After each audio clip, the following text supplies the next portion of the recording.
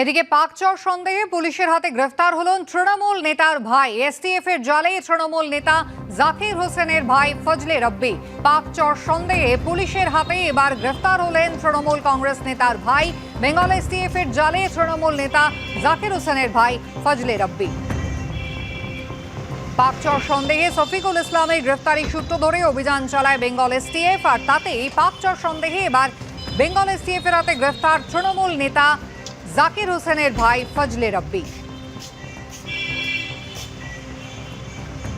ইসলামপুর থানায় ধৃত ফজলে রব্বিকে এসটিএফ এর জিজ্ঞাসাবাদ। পাকচর সন্দেহে পুলিশের হাতে এবার তৃণমূল কংগ্রেস নেতার ভাই গ্রেফতার হলেন। এসটিএফ এর জালে তৃণমূল কংগ্রেস নেতা জাকির হোসেনের ভাই, তাকে গ্রেফতার করা হয়েছে, যার নাম ফজলে রব্বি। পাকচর সন্দেহের আগে শফিকুল ইসলাম তার গ্রেফতারি হয় আপনারা জানেন, এবং সেই গ্রেফতারি সূত্র ধরেই কিন্তু বেঙ্গল এসটিএফ এই অভিযান চালিয়েছিল, যেখানে পাকচর সন্দেহে এবার বেঙ্গল এসটিএফ এর হাতে গ্রেফতার হলেন তৃণমূল নেতার ভাই ফজলে রব্বি। কথা বলবো, সুদীপ চক্রবর্তী রয়েছেন টেলিফোন লাইনে। সুদীপ, কে এই ফজলে রব্বি, তার বিরুদ্ধে কি অভিযোগ?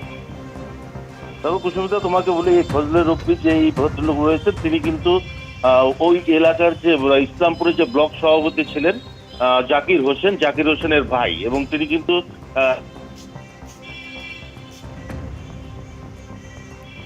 যোগাযোগ বিচ্ছিন্ন হয়ে গেল আমাদের প্রতিনিধি সুদীপ চক্রবর্তীর সঙ্গে। আবারও কথা বলবো।